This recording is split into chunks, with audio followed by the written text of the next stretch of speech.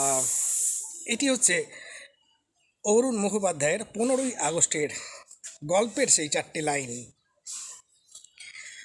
সোনার মিডেল লিতে লয় বাবু, একটি কথা বলতে, আমি তো লড়াই করেছি লাল মোরাদের সঙ্গে, শেষ তক্ক পারি নাই, এটা তো মাইনবেন লাকি।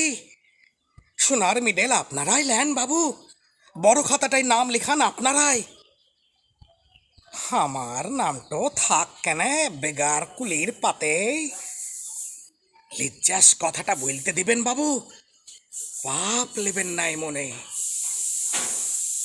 নমস্কার, নমস্কার, অবশ্যই নমস্কার।